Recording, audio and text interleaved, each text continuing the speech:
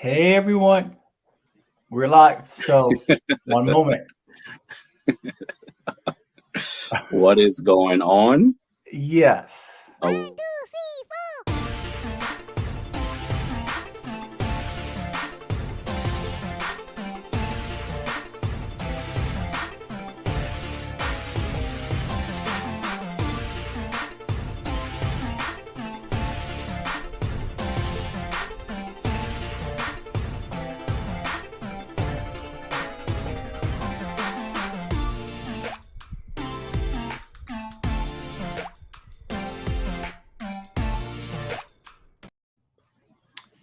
Hey everyone, welcome back again. what's going on, everybody? Sorry we had a glitch in the matrix, but we Yes, are back. We yes, are but back we're good. live in full effect. We visited the Oracle and she said everything is good. So we're going to go on with the Exactly. show. We're going to go on with the show. What's going on, Sarone? I'm doing good. I'm doing good. Tonight we have a special guest. We have Mr. Cory George. He's a nationally recognized trauma expert, is a highly revered life coach, speaker, author, television personality. You may have seen him on A&E. So guess what? Stay tuned. He's coming on later in the show. But That's first, right. we're going to delve right into what's been going on in the world. And guess what? We're going to What? start with the Simmons family drama. What's going Ooh, on ooh. with the Simmons family drama? I don't know what's going on. Because, I stay out of people's business. I Uh mind my business over here. But when, but when the business comes to me, huh. You got to then spill it I to got me. I got a report on it. So What's going on? Russell Simmons' ex-wife, Kamora Lee Simmons, hopped on a live. She was like crying, snot was coming out. I'm literally not making fun. I'm being serious. Like Snot snap. was coming out. Like she was like pretty much saying that Russell Simmons has been harassing them, harassing the kids. She was calling them broke, that she's been taking care of him from the past 10 years. Really? Um, yeah, the daughter jumped in and she was like, he's like threatening and harassing, and she's been dealing with it for like years now. She can't take it anymore. And it was just crazy. In the meantime, Russell Simmons was just like, he was apologizing, saying, calm down, we're a family. Hmm. Apparently the daughter even like released a video. It was muted, but you can see him like screaming at her, like he was literally going in on her. You couldn't tell what he was saying because she muted it, but he was going in on her. But my whole thing was like, and I'm not defending Russell Simmons because Russell Simmons is kind of shady, but why would you record your father? Like, you recording your father for what? Like, why would you? Publicity. You know what I'm saying? Like, why? Like, if my father was going in on me and I'm just blocking you. Like, I'm not Yeah. recording you to then put you on. I just don't understand this whole social media thing that they have going on now, where it's like you just need to blast everybody. Like, if I was having issues with anybody in my family, I'm not taking it to social media. Like, I'm just Yeah. not doing it. Like, I just don't. I just won't speak to you. It's that simple. And Do so, you think though it's because of the celebrity part that's attached to it? of course, they're in the media. Like, and especially, I mean, I hate to say it, but especially like Kamora. Like, come on now. Like, Hmm. I grew up with Kamora Lee Simmons, and she was always a little, shady to me too, whatever the case may be. She wanted the fame. Oh, Uh-huh.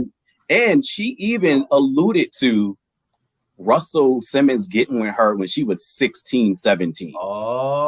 But my whole Oh, thing snap. is, you didn't have a problem with it then, But right? what's going on now? Now that you got everything out of it that you've been able to get out of it, and Uh-huh.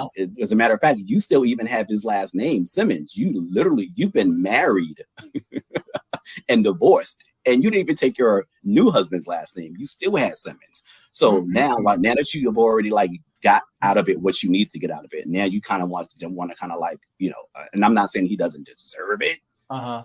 but like, come on now, like yeah, I just block him and keep it moving. But this whole putting him on blast and Well, all I know is that Kimura, she years ago when she got with him, from when I was watching her, I think it was an MTV or VH1, she like was her milking reality that man show, for his name. yeah, You know what I'm saying? Until she got what she want. But hey, yeah, that ain't none of my business. They are going to do whatever that they oh yeah, do and oh keep yeah, it moving. oh yeah, you already know That's that. all I can say. Yeah, but Yeah. I'm just gonna mind my business. Exactly. I'm gonna stay out Exactly. of other folks' business unless it comes to Mhm. me. So I'm trying to figure out though what is going on with uh baby Rexa. Oh, BB. Is it? I think Baby it's BB. Rexa. BB Rexa. She's that pop singer. Uh-huh. She was literally on stage Uh-huh. in concert, and Ooh, she got beat fan bad. Well, a not beat, fan but she got she sucked in got the hit. face. Well, no, a fan threw his phone and Uh-huh. literally hit her in the eye. It hit her in her head. He threw his cell phone and it clocked her in her face, and she had to stop the show. She had to get stitches and everything, Okay. right? And so, first, let me rewind it real quick. And when they asked him why he did it, he proceeded to tell people he thought it would be funny. That's He stupid thought it though. would be funny to hit somebody, someone who you paid money to go see, to hit them upside the head with a cell phone. Uh-huh. Number one, he must have had a cheap ass cell phone because ain't no way in the hell I'm throwing my Galaxy phone, my iPhone, whatever type of phone it is. I'm not Uh-huh. throwing my phone because I may not get it back. And we know those phones cost mad money. Number two, listen, people, I don't condone violence. I have a little kid. I don't condone violence. However, let's be honest. If that was Beyonce on that stage or Mary J. Blige or Oh, whoever, it'd be over. he would not have made it out of that stadium. He wouldn't have. Mhm. Let's be honest. He would not have made it out that stadium. And so from the fact that he made it out and no one really did to, I'm like, come on now. But Yeah. I just don't understand what's going on with like, like back in the day, I used to hear the older generation like, I don't know what's going on in the world no more. This is Mhm. the end of days. I used to say all that stuff, right? Yes, I've heard that And, before. and now that I'm older, like sometimes I catch myself saying, like, what is going on with these people? Like, I just Mhm. don't. You would have never thought about throwing anything at someone who was on stage performing, unless you were throwing like roses, Or women something through their like that. women through their Or panties on stage, yeah. but they're throwing bottles of water, they throwing phones, like they just crazy. Like, Yeah. Well, come on. according to Demetrius, he said that the guy was arrested. He was. He was Yeah. arrested, and I'm pretty sure he's going to be charged with assault and everything else. But again, I'm surprised he made it out the stadium. That's all I'm Yeah. saying. But before I go further, though, do you think that this is like a trend though? Like because I know I read where it says that it's a TikTok trend where Mhm. you have to throw the phone on stage and then they catch it, take a selfie, then throw it back in the crowd. Like Okay. Yeah. does that even make sense? Well, I'm not 100% sure, but let me issue a warning. Come closer. I would not advise you to do that at a Beyonce concert, Mary J. Blige, Taylor Jay-Z, Braxton, Jay Z, Fantasia, Drake.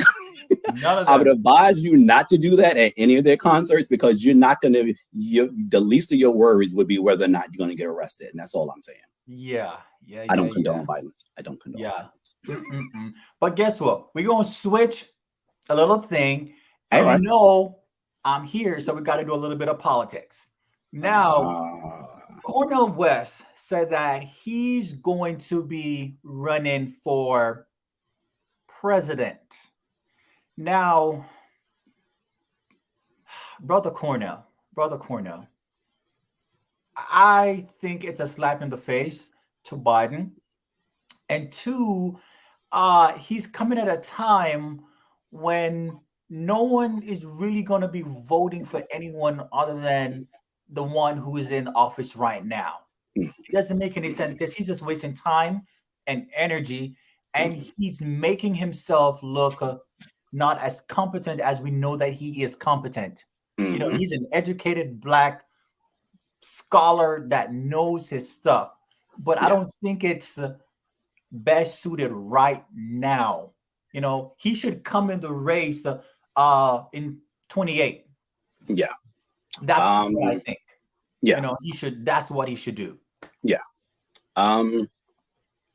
Yeah. I I know Cornell West, and so Mhm. yeah, that's the yeah. Well, well, Yeah. all I'm going to say that if you're listening, Dr. West, I appreciate your readings, your books, everything that you've done. But in my humblest opinion, this is a wrong move. And those who are advising you is not advising you right at Mm, all. You mm, know what I'm saying? mm. That's what I'm saying. Let's go to the comment section. Let's see what Dimitri said. Dimitri said, who would you rather, Cornell or Joe? You know what I'm saying? To answer that question, at this present time, I personally would stick with the current. You know, we don't Yeah, know what Cornell will do if he should get in. He might even be better than him, yeah, but that's a yeah, risk that I don't think I'm ready to take as of right now.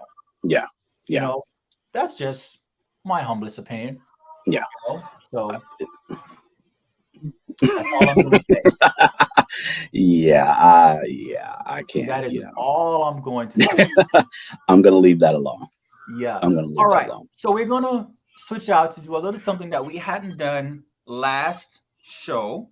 And that Uh, is it's a would you rather. all right. Yes. So it's a would you rather. So this is what, and for those of you in the comments, please go ahead and tell us what you would do. Now, Uh, would you rather have everyone you know to be able to read your thoughts, or for everyone you know to have access to your internet history?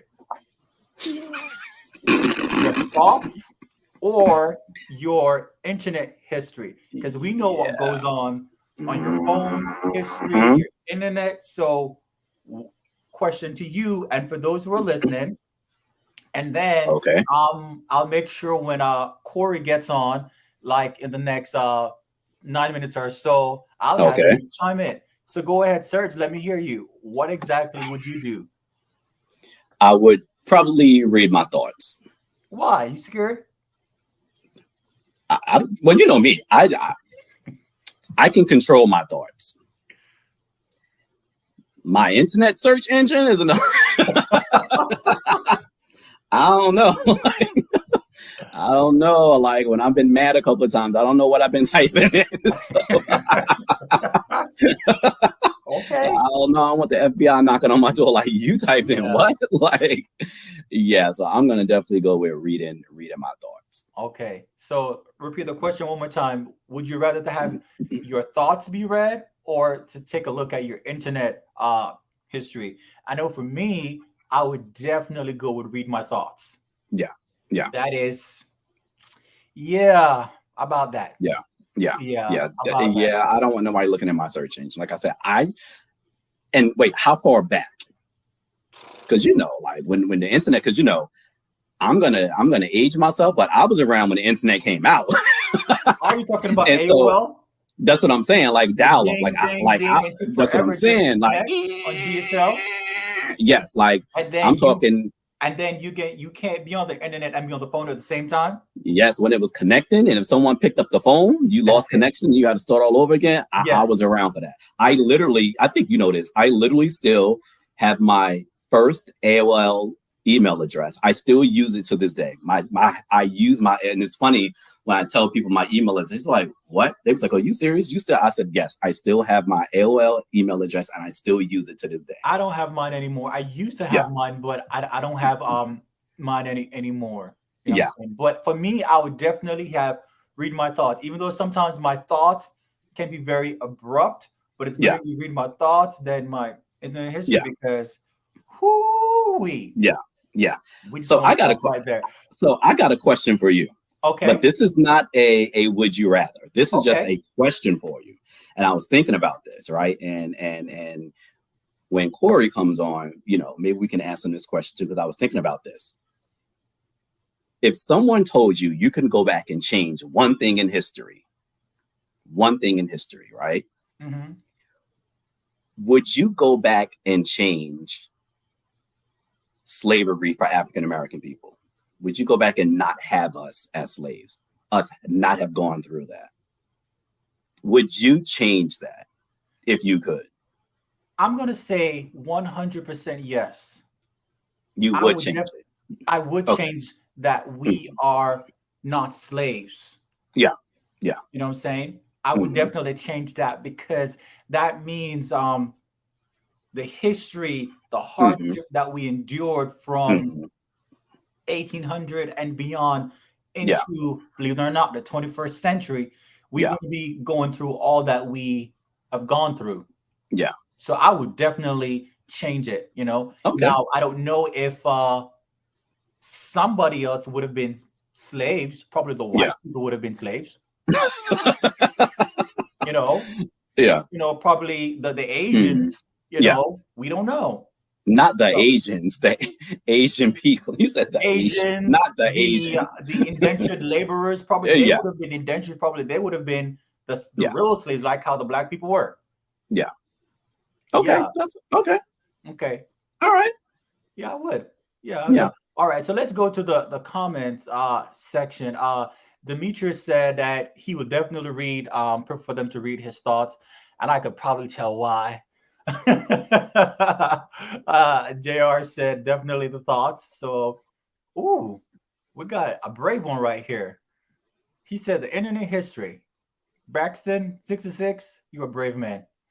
Because I for real would not have them the internet at all. Not happening, Let's bro. see. Bradshaw said, I'm with Serge. I have some extraordinary thoughts, so it would be See? cool to see Mm-mm, reactions of what I'm thinking. mm-mm. Mm-mm-mm. See, no.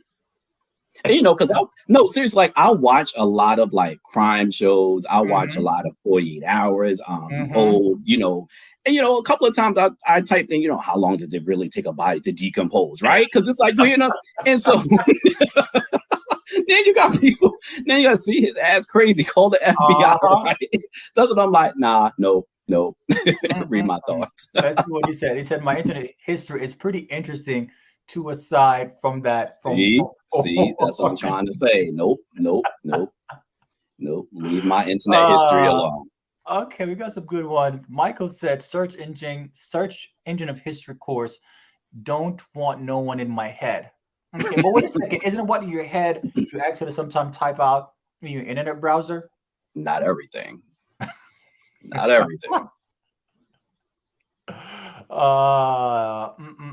No, because that made us who we are today. Yes, this is to your point about the history. So he said he wouldn't have gone back to change Yeah, his slavery. yeah. I actually wouldn't change it either. I So thought I, you would I thought prefer so. for us to go through the hardship that we went to now. The thing about it is I'm not quite sure if we didn't go through what we went through, would we even still be here today? Mm, Like, would that could us not going through that would have totally changed our trajectory for the I don't want to say for the worst because that was bad, but could we have been wiped out? Could like what I mean? Like I mhm. just don't know. You know what I mean? And so what I do know is, you know, what other, race has that happened to whereas something like that happened to them and they're still standing today. Like we're still standing, we're still strong, we didn't break, we're still here no matter what anyone tries to do to keep us down, burn down our Mhm. communities, give us high interest, like anything that they could do to keep us down, and we're still here. You know what I'm saying? And so Okay. I don't know about changing that. I just don't know what our trajectory would be had we not gone through it. So Okay. I don't think I would change it. Okay. All right. So we're going to go to something totally different now. Now, it's alleged now that Tyler Perry might be Mhm. owning BET or And VH1. VH1. You know what I'm saying? Now, we already know that this man is a mogul. He literally came from nothing to something, and now he's worth what, like 1.2 or 1.5 billion dollars. A lot of money. And now, if this actually goes through, he might actually surpass Oprah. He could. You know what I'm saying? He could. Now, Well, I it's mean, really important he to say technically that could could. because uh, he could just simply because Oprah own network is still building, right? It's Hmm. still BET is kind of grounded already, and Hmm. VH1 is grounded, and so he has two networks with shows already in place. So all he has to do is literally just add to that, right? And so he could definitely pass, and he's much younger than he is. I think Yeah. Tyler Perry, he's not even 50 yet, if I'm not mistaken. almost 50, I believe. Almost. I think he's like Yeah, 48, 49 or something like that. And so yeah, he definitely has time. What I will say is, you know, you're rich when you have a private jet and the jet literally lands at your house, not at a local got it. airport. His jet lands at his house. Like, come on, Yes. come on. But to your point, I want to before we bring because it's 20 minutes now, before we bring Corey out, Yeah, Demetrius made a valid point. Now we get all those sappy shows. Now I would definitely have him change some of those show and actually hire writers. yeah. I was gonna say that. My Actually hope, hire writers my because he has a right. good idea, but he Mhm. needs to hire better Yeah, writers and yeah, directors and give us good quality shows because he can yeah, run the damn thing. yeah. I think I agree with you. I think he needs to hire writers, directors, producers who work beside him, Yes. and not just you bring them on, but you still, you know, is what I say type of thing, Hmm. right? Bring them on to like, because like you know, some of his stuff is good, some of his stuff is just Yeah. not. Like a lot of his comedies I just don't find funny. I do like some of his movies, but and so Hmm. I'm hoping BET doesn't turn into, you know, the Meet the Browns or the, you know, a whole Oh, you know what agree. I mean? Like, no, no. But I mean, I am Okay. happy that a black person is potentially taking over BET again, Okay. I agree. for I sure, agree. I agree. for I sure. agree. All right, so we're about to bring out Cory George. As I said, he's a national recognized trauma expert, highly revered life coach. He's a speaker, author, television personality, and the multi-media producer. He has worked with on show with A&E's new original Digital Addiction, where he serves as an interventionist. He has written about his own painful outcomes of childhood trauma, including rape and molestation, Oh, bullying, abandonment, physical abuse, to become a passionate and dedicated practitioner working with individuals and families. And with no further ado, Corey, come on out. What's up? How are you hey, doing? Corey. How are you doing? I am good. I've been listening to all your conversations, and I'm like, okay, Okay. all right. And Okay. also, Okay. and also reading the comments, and I know some of these people, so it's kind of funny. But it's like, oh, Hey, yeah, they oh, come out yeah. and I they was let like, us know oh, what's going on. yeah. I was like, that's what you're searching for. Someone who loves to comment. Oh, the That's okay. search engine. Yeah. Search engine. Yeah. Yes. All right. All right. And so, how are you guys feeling? Because I need to ask how you guys are before you get into what we're going to talk about. Oh, I'm I'm good. feeling good. I'm Yeah, I'm ready. good. We have people in the comment section who are Yeah, ready to just chime in and just give us their piece. I'm feeling good. Today's been a great day. Okay, awesome. And listen, for sure. I want to encourage those who are listening. Please bring your questions if there's something I can answer, because this topic, outside of any other topics of trauma, this is what I'm here for. It's to inform. It's to help families operate a little better. And so, if Yeah, you guys have questions, or even if you have experience, I want all of us to be a unit in this process and in this conversation. Okay. So let's start with the basic for people who may not know. When someone thinks of trauma and childhood trauma, specifically in the African American community, like what are some things that they can look for in terms of childhood trauma? Like, what are some things that they can pinpoint? Say, no, what? Probably that child was traumatized. What are some key Oh, things? some of the things that we missed, and also being a survivor of trauma, some of the things that was missed with me, so I can also talk from experience. It's as simple as when you notice your child changes. Now, the issue with this is, as a child's going through their processes, you have things such as puberty and things that will also change how you show up, right? Because it's all stressor. But then I always say, when a child changes from what they normally do and it changes in an instant, because sometimes something will happen and then the next day something will look different. And so if your child doesn't wet their bed and all of a sudden they start bedwetting at 8, 9, 10 years old, there's a reason for that. If your child has a hard time focusing, if they're distracted, if they're acting out, and this is not their norm of behavior, there's a story there. I don't always say it's trauma, but it also deserves a conversation. You know, as a parent and also as a survivor of trauma. Even now, my kids are 16 and 19. I ask them every day, "How was your day?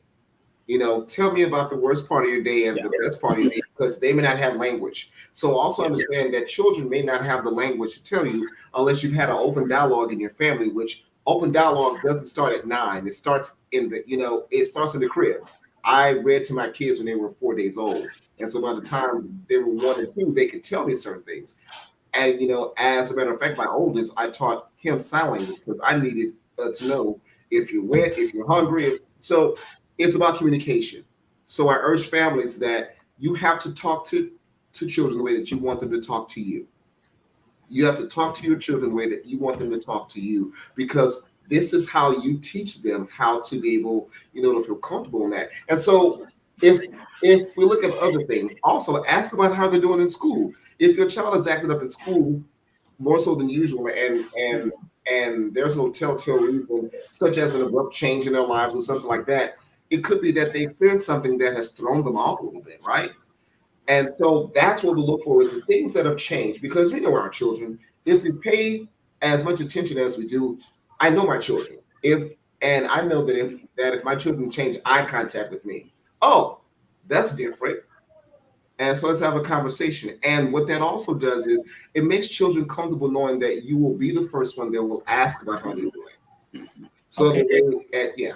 So, but I'm gonna ask you. So, oftentimes in the Black community per se, um, emotions are not expressed freely as with other communities, and some of those things can be missed. But in your expertise, how can one start to uh, show the emotion that is needed for that child to come and trust him? Say, hey, last week someone touched me. Oh, by the way, mommy touched me, or uncle touched me, or cousin touched me when I was at Thanksgiving. Like, how does one start developing that dialogue with them, especially in the Black community, where oftentimes that conversation doesn't happen? They're just like, oh, he's just acting out, or she's just acting out, and we just left them to their own device. And before you know it, it swells up into something bigger that didn't need to be go there. So I'm so glad you asked this question, because it also allows me to answer the question about should slavery have never happened. Okay. Because slavery happened, that's why we're here. So for those who say slavery should never happen, I rebuke you in the name of our Jesus. And if anyone wants to fight me, my address is. They're asking about us, so I will go toe to toe. But here's the reason why: slavery was not what it was meant to be. We were supposed to be indentured servants for a set amount of time, and then our freedom. Just imagine how that would have changed the whole line of how we operate now as Black Americans if we knew that I'm gonna serve for 5 years, then I get my papers and I'm free. The reason why some of us do not own our emotions is because back in the day, our grandmother and great grandfather, they didn't have a remedy for their emotional issues. Why? Because they're usually caused by white people, but you want me to go see a white therapist about my white problems and think that they're going to help me. So no. So we are designed to actually suffer. So the way that we do that is we call out the suffering and say, this is not how we're meant to actually live. So part of the suffering is the silence. Any marginalized community has to do with some sort of that. So it's not just Blacks, it can be gays, it can be, any other population that has been marginalized or suppressed in some kind of way. So the way we start doing this is we become very intentional about talking about how I feel, especially men, especially Black men. Okay. I'm a feeler. I talk about every single thing I feel. Most people are, some people are not comfortable with that. I am, because in my family we didn't. And look what happened to me. My family didn't find out that I was raped for 6 years in my family until my book dropped at age 30. That should not have never happened, right? So the moment I knew that I was being hurt, I should have gone to my parents or gone to someone who was in care of me. But because we did not have comfortable conversations, they found out at 30. And then the question was, why are you telling family this? Yeah. I told them that was my story. So you don't get to own my pain. Yeah. So the only way to do this is to become intentional about understanding what has never worked for us. And so a lot of families are still operating in the guise of let me do what my mom and dad did. But as I work with clients, it's like, but did that serve you well? If it didn't serve you well, why are you doing it with your children? Then there's a silence of, oh wow, you called me out. Yes, I did. So to save your Okay. children's life, I will call you out on the carpet because you're doing something that you know does not serve well. Yeah. So that's how we start that. Yeah. Okay. Any It's actually questions? funny. Well, no, it's actually funny because I have a 6-year-old, and back in the day, right? You couldn't even ask questions, right? Let's just say if your parents said go upstairs, you couldn't say why, or if they told you to do something, you couldn't say why. You couldn't ask questions. It was just do what I say. You're not allowed to ask questions, right? Mhm. And it just became normal, right? But then, now that I have a 6-year-old, I'm kind of like, that's not norm. Like kids should be allowed to ask questions. That's how they learn. That's how they grow. If you don't let them ask questions and talk or form their own opinions, you grow up to be like we did, the angry adults who are holding in their emotions and Let me and share somebody. this scenario with you. Not say your child, but a child gets, molested, raped, or somehow Yeah, maltreated.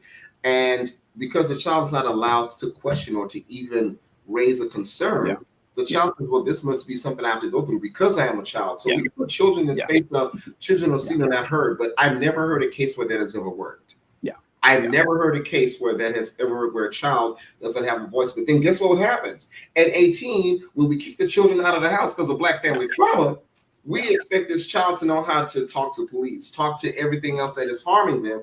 Then when they don't have the proper skills of coping, then they're traumatized again because of how they react. So now they have no skills of handling anger, handling sadness, handling things that as parents, we are charged with sharing how these kids should deal with their emotions. So when my child is in school, they're acting up. I'm blaming the teacher. No, mom, it's your fault. Let's have a conversation, mom. No, dad, it's your fault because I had a kid in school and I was working so much with him. He loved me, but every time he got into a fight, I would ask, "Well, why do you keep fighting?" Well, my dad said every time someone picks on me, I should fight. Well, I only see you once a week for a half hour. You go home to this family 7 days a week. No matter what I did, every week was a start over. So I can do my best work, yeah, but the work begins at home. And so, for example, my kids have always had their own issues. I've always partnered with their schools, meaning we're gonna raise them first. So whatever happens at school is because of what we did or did not do. So if my child, like I had an instance where a teacher emailed me about something about my child, and I said, "Well, ma'am, this doesn't sound like my child. I know him too well. He would not do this." Now that other one, now that other one, but this is not the same child. So when you partner with people that are in favor of your child's well-being, your child knows I have a village. So the village is not just in the community; it's at the schools. It's at the local boys club. It's everywhere where that child may be impacted, and also especially today because we have so many means of trauma now. We have social media that has been shown to increase anxiety and depression in children and adults. So trauma is Mhm. not just about what you experience outside your door in your home. It's on your computers, it's on your phone. So we have to be vigilant in having the important conversations. yeah. Okay. Well, just a point right here. If you have any questions on the comment section, just go ahead and you can ask. Here, Tia said, reaching out to a professional without shame is a huge step to confronting trauma. Sometimes it takes a lifetime for one to experience healing. And I Um, do believe. see, here's the thing about healing. Healing is cyclic. I tell my Mhm. clients, and I believe this, whereas even today, I think I told you, Sorrel, I had a moment today. And I'm highly skilled, but because I'm intentional, I own that moment. And I told you about it. I say, okay, I'm fine now, though. I still showed up. But healing is this: you get a toolkit of skills, ways of coping, ways of looking at your life, and ways of seeing that there is more than one perspective. Because life is going to life you, and there's going to be moments where you're going to have to heal again from something else, Yeah. or you're triggered and you see that healing is not just done yet. That's what happened with me today. I'm a highly esteemed professional, but I could also be human and say I got triggered, but I own that, and now I'm a little bit better than I was this morning. So it's a lifetime process, but it's cyclic. It keeps going, and once you gain the skills and you master those skills, Mhm. those same skills are applicable to a lot of other life issues. And so it's about being ready to learn some life skills and also being comfortable enough unlearning. Because I've had to tell people, hey, listen, I love your parents as much as you do, but in this area, they failed you. Is it okay that we say that they failed you just in this area? They're not bad parents, but they didn't show up the way that they should have.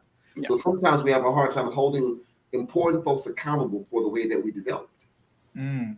So let me ask you this. Oftentimes, the child gets traumatized at home or wherever. They don't get the help that they need. Then they grow up to be adults, still carrying that trauma, that pain, and these child becomes adults, and these adults get into relationships, and they still have that trauma, and now they get into these relationships, and oftentimes the partner, boyfriend, girlfriend, whoever, may do something to trigger that trauma that wasn't healed. And now they're having problems in their relationship, and the relationship normally ends.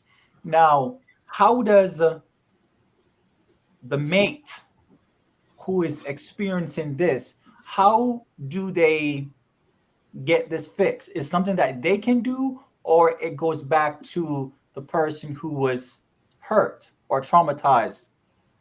I'm so glad you asked this question. I would wait on this question. Thank you. So let me educate all your followers about how trauma memory works. When you experience something that is an aberration that is major, your brain not only records the event, it also records every sensation that also was with that. So, touch, taste, smell, what you heard, what you experienced. So, for example, I had a client that said, well, they called me one day. They said, I just walked by Walmart and I was triggered by the smell of bleach because I passed by a laundromat, but I pushed through and I asked, well, why bleach? He said, well, I remember when I was being raped, the person always had clean sheets. You see how simple that was? Wow. But he probably didn't know, but the smell of the bleach signified, oh, this memory is still active. But he pushed through. So basically that's called a trigger. So a trigger is a reminder of something that has passed but is still live and active. But the issue is if we respond as if it's happening right now. So if I'm triggered, and this is how sometimes when we see people being violent or acting out is they're having an experience about the past, but it's showing up right now. So that's when we see that their reaction is totally uncalled for based on that situation in the present. But if you ask them what they responded to, it makes total sense. That's why you can see someone fall down and have this childlike reaction or tantrum. Well, guess what? But that transaction happened when he was 9 years old ago. So he's actually acting appropriately based on what happened. But as an adult in that body, it looks wrong. So what I often tell clients is sometimes what happens is two things. We either have the savior complex where we're looking for somebody to save us from what we haven't saved for myself. So that means I'm asking you to be more than just my mate. I'm asking you to be my healer, which is very, very, very complex. It can go very wrong. Yes, because oftentimes a relationship shouldn't be naturally a savior. You're supposed to there to be a partner with the mate, but not to be the savior, the healer, the protector all the time for that particular thing that you can get help for. No, and I think that, so this is my opinion about dating and about being in relationships. I want to want you first. I want to want you and desire you as a person because I'm attracted. Then that need comes in when you're the only person that can give me what I need after dating and I realize you're the one. I only need what you bring. It's different if you walk into dating needing somebody, right? Because most cases you're needing them to fill in something you can't do for yourself, or you wanting them to tell you what your mom didn't tell you, to tell you what your dad could not tell you because he didn't talk about his feelings. But I'm sorry, that's not their job. Now, as your partner, I can support your healing process, meaning you're in therapy, you're doing things, or even if it's group therapy, because as a family, we need to know how to also support you. But I should not be held responsible for healing you. And even if I trigger you, is what I'm doing as bad as you think, or is it just a nudge about the past that keeps showing up? Okay. Yeah. Last week we spoke about the Zeus Network. Oh God, yeah. Oh Yeah, God. we talked about the Zeus Ah, Network, um, and about the Bad Boys Club of Dallas and all those people. Do you think yes, that trauma has anything to do yes, with these people who are yes, just ready to fight yes. like with a snap of a And finger? I, do you think that the shows are re I don't want to say re yes, trauma, but yeah, you know what I mean? Like Yeah, it's yeah. That's a traumatizing. phrase. That, yeah, yes, yeah, that's a phrase. So what you're saying is re-traumatizing. Yes, people yes, can be people can be easily re-traumatized. When I saw the auditions and they're making them fight in auditions, yeah, that's traumatizing. yeah, I feel that as a black network, they're doing us a major injustice. yeah, I can complain about the white networks, and they seem to capitalize on our demise. But now it's us doing that. But think about it. Back in slavery, you had slaves fighting each other. You had slaves yeah, proving that they're the better slaves, so they can, and then white owners would showcase slaves. And this is why sometimes we are stuck on labels and looks, is because they would dress up our slaves just to make sure that other people knew that we had better looking slaves. yeah, So it is so toxic. So I don't even watch the shows. I can't watch the clips because I'm looking at the triggers.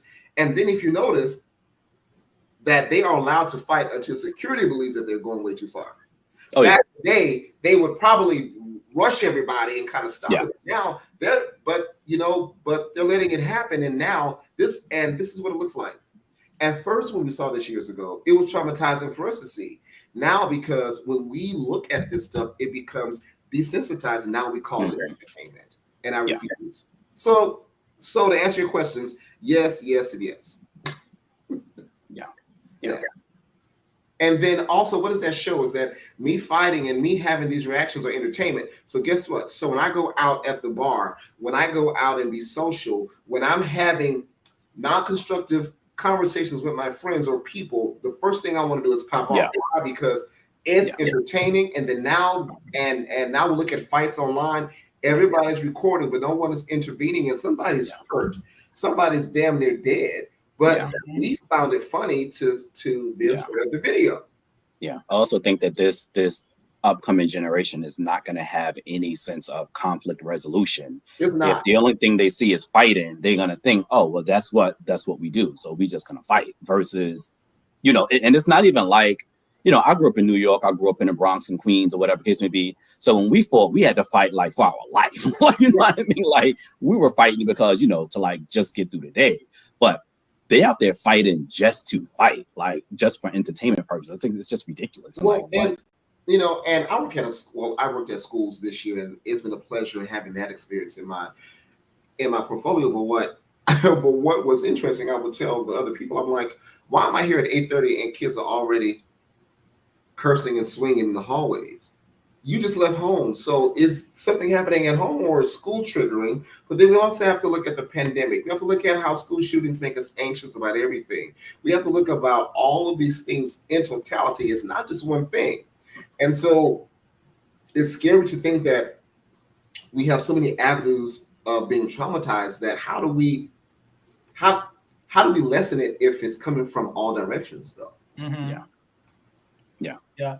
So we're here on the internet. We're on YouTube, Facebook, Spotify, all of those social media sites. Mhm. iHeartRadio. The radio, iHeartRadio, all of that. My question to you, do you think that others can be traumatized through social media? Yes. And if that's the case, in your professional opinion, how can one curb that, or the parents curb that, or someone that you look out for? How can one curb that? Well, so yes, someone can be traumatized, and I think that sometimes we don't really. And so let me pull it back just a little bit. For Hmm. for some of us in our community, we don't recognize trauma until it's explosive. Mm, Yeah. So if you're in a low income community or housing project, and you're used to hearing gunshots, or you're used to seeing gang violence, or you're used to seeing drug transactions and other things, and you are and if your head is on a swivel, just automatically, you don't realize that you've been traumatized. One of the studies I'm doing for my dissertation is concerning PTSD in school-age students in urban neighborhoods, because it's there. I've witnessed it while I'm working in schools, is that they don't realize that they've been traumatized. Then guess what? The families are up at school fighting because they're trying to then defend their children. But going back to your question, yes, I feel like social media is an avenue where it's so many outlets. I mean, let's not talk about the dark web, where you can access the dark web where your parents won't even know where you are. You know, this is where we find kids who are being trafficked, who are being, raped and abducted from the dark web, because people are learning how to partner with your children during games. Yeah. You know, these grown people and see, who haven't seen Law and Order, or that other show was the white host and How to Catch a President. How to Catch a President. Yeah. Oh yeah. Yeah. And so this is happening. And so it is social media. It is, and so as a parent, I have a 16-year-old. My 19-year-old, we talk a lot, so it's a little easier. But my 16-year-old, I do have to go in and put those controls in. You said 6 or 16? 16. 16. Okay. 16. So I have to ask questions. I have to ask how you know this person. I have to ask what games are you playing. I want to go behind your back and check your search history or your chat history. I really do it. I tell them, it's like, I own this house. So whatever is happening, yeah. And I always use this phrase with my kids. I said, I will love you so well that when you leave this house, you will not pick anyone lower than my standards of love and care for you. So if that means I have to be extra protective, you'll be all right. Because what I didn't want to have happen is, I told you earlier that my family didn't know about my sexual abuse and other things that had happened until I was 30. I would be hurt if I didn't know. Yeah. And I had the capability of understanding that. And so I think that social media is dangerous for those who don't have a clear mindset. And this is where, starting at home and when you have the conversations about what's going on in your home, it all starts at home. So my work really is focused on having the most uncomfortable conversations at home, because I can't expect a teacher to raise my child. I can't expect his peers to tell him about sex and drugs and alcohol. My job. So all my work is focused on, let's have the most uncomfortable conversations, and that's when they become comfortable. So Cory, I have a question for you. This may be a little bit controversial. Some people are not like. I'm just curious. So who do you think is doing the most damage, or you think is equal? The moms or the fathers / absentee fathers? Whether it's intentional or unintentional, who do you think causes the most damage, or is it pretty much? I think it's situational. I think that you could have a dad that's functional in the house and he's there, but is he present? He's there. Yeah. Back in the day it was very different, where men were known to be they were known to go out and work, and the mom was take care of the children. She was a nurturer, and the dad didn't have time. He was tired. Now both parents work. So why aren't you both nurturing? Why aren't you both doing this? And even when we talk about attachment issues, they usually say the mother and the child. No, if the father's active in their life, how can you say if the mother has a healthy attachment, but that dad is an asshole, it won't affect their whole attachment on that side? Because the dad is only supposed to be the quote unquote for the provider, and the mom is supposed to be there for like, but times change. So I think it's situational, but I also think that raising children like today, back in the day, and I don't know about you guys, but I played outside until until the moon came up. But I felt safe. I didn't have a concern. My parents never was concerned, because the environment was different. Nowadays, we barely know our neighbors. Back in the day, I knew I was gonna be in trouble if my neighbor saw me, because she gonna call my mom, right? Yeah. Nowadays, I don't know these people next to me. Yeah. And and so because the times are different, we have to be so intentional until it's exhausting. Like, there are times I'm tired just because I'm paying attention to everything my children are doing. Mm-hmm. Okay. So I have a question for you, and I know the answer, but I'm just curious as to what you're gonna do. Do you think that we, or pretty much our ancestors, our great grandparents, were re-traumatized because of what we went through? And so, and I guess as time went on, no one was able to break. For instance, I want to give you an example. For instance, right? Okay. like I said, I have a 6-year-old. He's about to be 7. Okay. I noticed, and I only noticed this when I became a parent, that Black people are the strictest on their children. For instance, we could be out in the store and you can see somebody else's kid running around, laughing, having a good time, playing around in the store. But you can see an African American, and as soon as their child goes, it's like, stop! What are you doing? You know better. And it's and I watched that one day, and I was like, oh my God! I was like, are we taking away from? Are we taking the childhood away from our children because of what we were taught? Like, because, back then we had to act a certain way, right? We couldn't go out in public acting a certain way, right? And so we always had to, like, comport ourselves in a certain manner. But I still think that we're doing this now to our children. They're not as free as I see other people running around. Of course, you don't want them like climbing or something like that. But I just noticed that we treat our children just totally different. Well, my answer is going to shock some of you.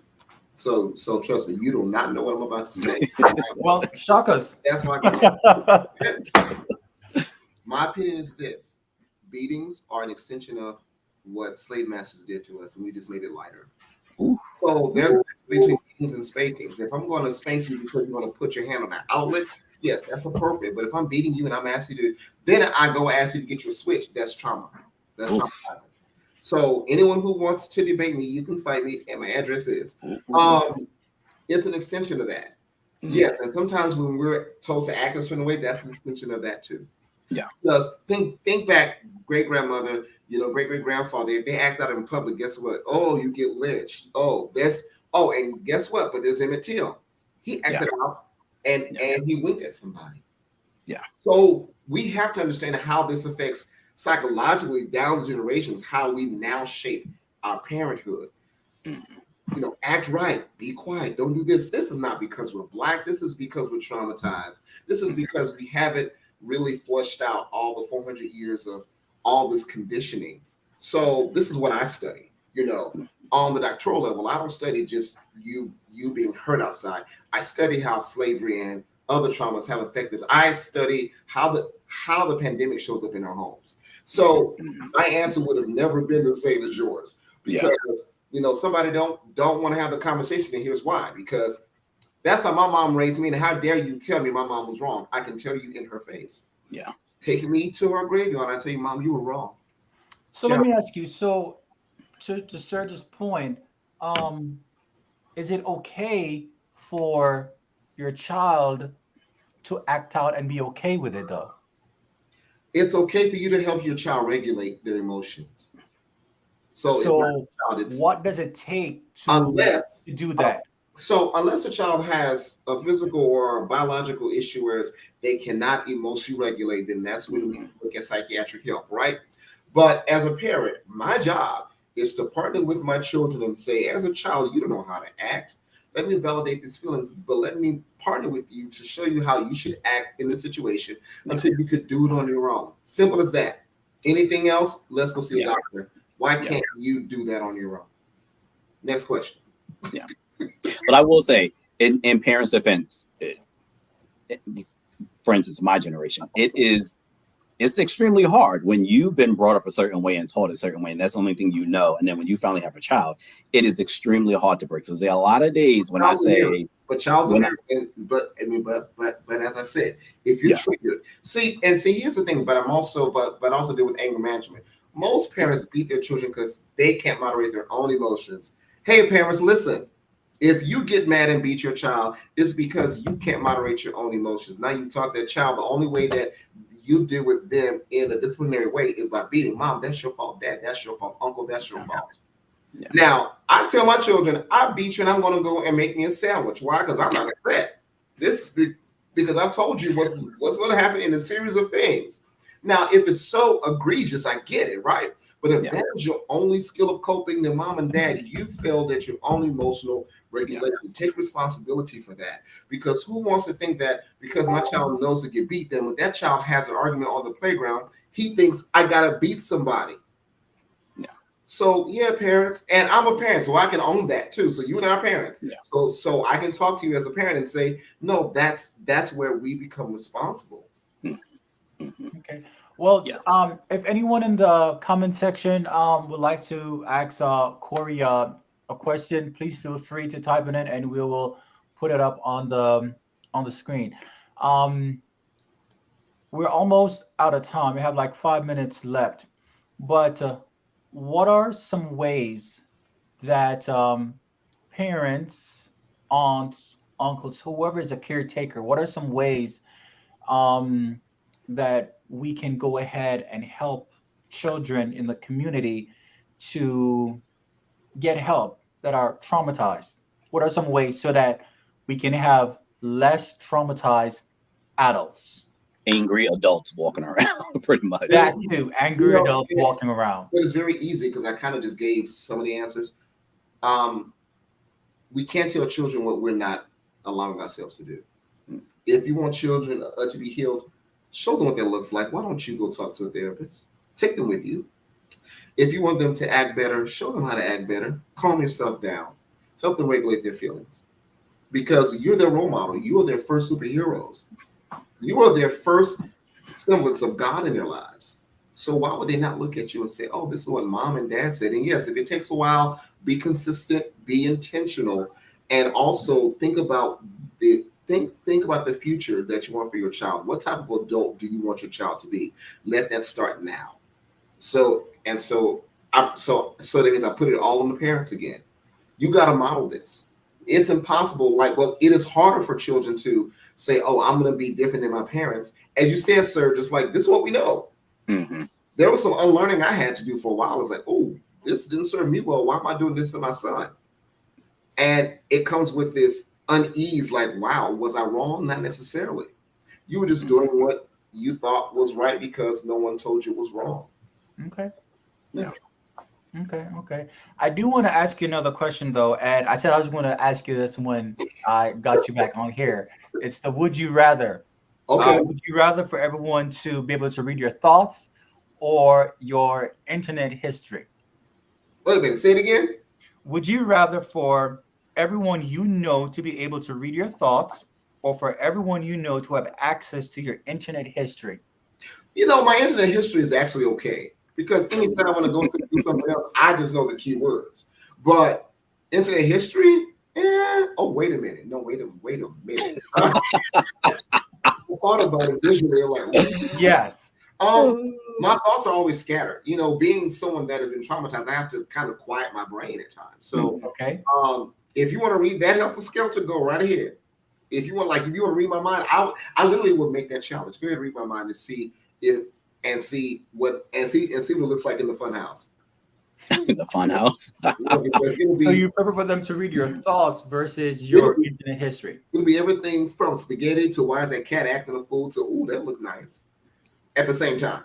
Literally. Okay. So, Okay. Okay. so Corey, where can people reach out to you? Let's just Yes. say if for like sessions with you and stuff of that nature. Very easy. All my handles on social media is Cory George Care, Cory, no E. And you can go to CoryGeorge.com and find out more about my background, more about what I do, what I plan to do. You can watch my documentary, which is Whispers in the Night. Um, and that is about three men who have survived childhood rape and have turned Okay. into wonderful men. So that's one of my hearts. That's the project Mhm. I do. Otherwise, just see where I end up next, man. Yeah. Okay. Okay. Okay. Sounds good. All Okay. right. Well, I do thank you very much for coming on For and sure. sharing with us how to get through these traumatizing times, and especially in the Black community, where oftentimes the access is not there. Also, the knowledge is not there. Yeah. So I really thank you very much for coming on, and we do appreciate it. All For right. sure. For sure. Yes. You are welcome. All right. And we definitely have to have you on again. Yes, Yes. definitely, definitely. And I want to thank everyone for tuning in. Remember, you can catch us on YouTube, Facebook, Instagram, Apple Podcasts, iHeartRadio, Instagram, and also thanks for all the followers and the shares. We really appreciate it very much. So thank you all, and have a good night. Peace out.